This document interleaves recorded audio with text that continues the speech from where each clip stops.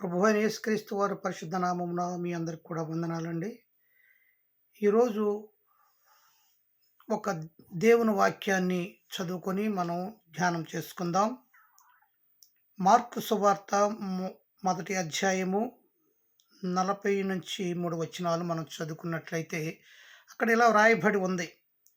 ఒక కుష్ఠరోగి ఆయన వద్దకు వచ్చి ఆయన ఎదుట మోకాళ్ళుని, నీకిష్టమైతే నన్ను శుద్ధినిగా చేయగలవని ఆయనతో చెప్పి ఆయన వేడుకొనగా ఆయన కనికరపడి చేయి చాపి వానిని ముట్టి, నాకిష్టమే, నీవు శుద్ధుడు కమ్మని వానితో చెప్పాను. ప్రియ దేవుని బిడ్డలారా, యేసుక్రీస్తు వారి దగ్గరికి ఒక వ్యక్తి వచ్చినట్లు ఇక్కడ మనం చూస్తున్నాం. ఎవరు ఆ వ్యక్తి అంటే కుష్ఠరోగంతో ఉన్నటువంటి వ్యక్తి. ఆ వ్యక్తి ప్రభు దగ్గరికి వచ్చి అడుగుతున్నాడు, యేసయ్యా, నేను కుష్ఠరోగంతో బాధపడుచున్నాను,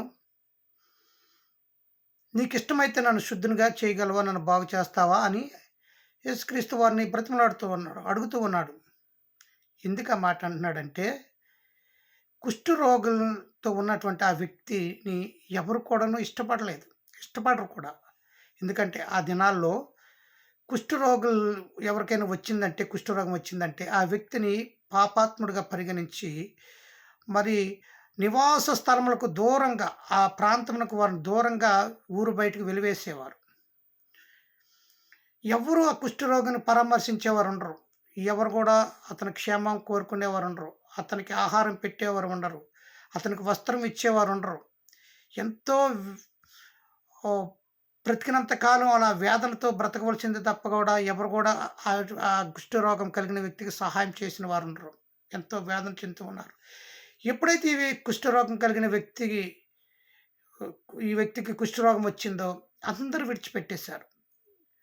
కుటుంబ సభ్యులు విడిచిపెట్టేశారు, భార్య బిడ్డలు విడిచిపెట్టేశారు, రక్త సంబంధికులు, అన్నదమ్ములు, అందరూ బంధువులు, ప్రతి ఒక్కరు కూడా ఆ వ్యక్తిని విడిచిపెట్టేసి దూరం పెట్టేశారు.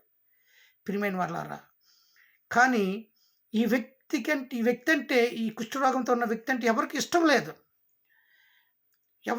లేదు. అతన్ని ప్రేమించేవారు లేరు, అతనికి ఆహారం పెట్టేవారు లేరు, అతనికి ఆదరించి మాటలు చెప్పేవారు లేరు. కాబట్టి ఒకరోజు యేసయ్య దగ్గరికి వచ్చి అన్నాడు, యేసయ్య, ఈ సమాజంలో నేనంటే ఎవరికి ఇష్టం లేదు.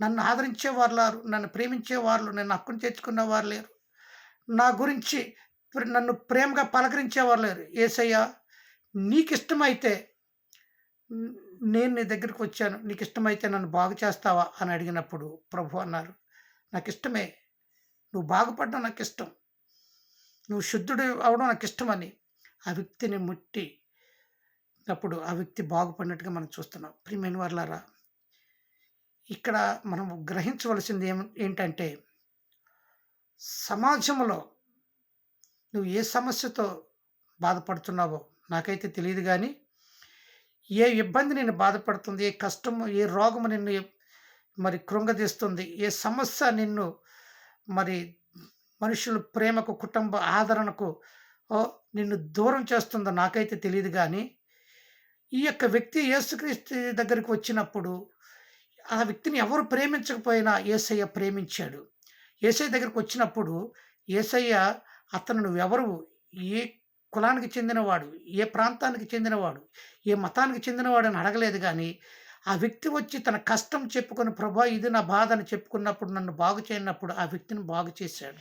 ప్రియమైన వాళ్ళరా, నువ్వు ఏ ప్రాంతానికి చెందిన వ్యక్తివి, ఏ మతానికి చెందిన వ్యక్తివైనా, నువ్వు ఎవరివైనా సరే, నువ్వు ఎటువంటి సమస్యలో ఉన్నా సరే, ఎటువంటి వేదనతో ఉన్నా సరే, యేసయ్య దగ్గరికి వచ్చి నువ్వు వేడుకున్నట్లయితే, యేసయ్య నా దగ్గరికి వచ్చి నీ బాధ, నీ సమస్య, నీ ఇబ్బంది చెప్పుకున్నట్లయితే ఖచ్చితంగా నీ పట్ల ఆయన కనికరం చూపించే దేవుడు, నిన్ను ప్రేమించే దేవుడు.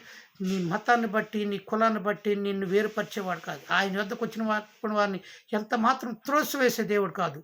కాబట్టి ప్రియమైన దేవుని బిడ్డ, దేవుని దగ్గరికి రా. యేసయ్య దగ్గరికి వస్తే నీకు ఆదరణ దొరుకుతుంది, రక్షణ దొరుకుతుంది, ప్రేమ, కనికరం, నువ్వు పోగొట్టుకున్నవన్నీ కూడాను మరలా దేవుడు నీకు ఇవ్వడానికి సమర్థుడైనాడు. నువ్వంటే ఆయన ఇష్టం. నువ్వు త్రాగుబోతువా, దొంగవా, వ్యభిచారవా, మోసగాడవా, అబద్ధికుడవా, ఎవరైనా పర్వాలేదు, నీవు బాగుపడాలని యేసయ్య దగ్గరికి నువ్వు వచ్చి వేడుకున్నట్లయితే, నువ్వు కోరుకున్నట్లయితే ఖచ్చితంగా నిన్ను బాగు చేసి, నీవు కోల్పోయినవన్నీ కూడా మరలా నీకు ఇవ్వటానికి ఆయన ఇష్టపడుతూ ఉన్నాడు. దేవుడి కొద్ది మాటలు దీవించును గాక. God bless you.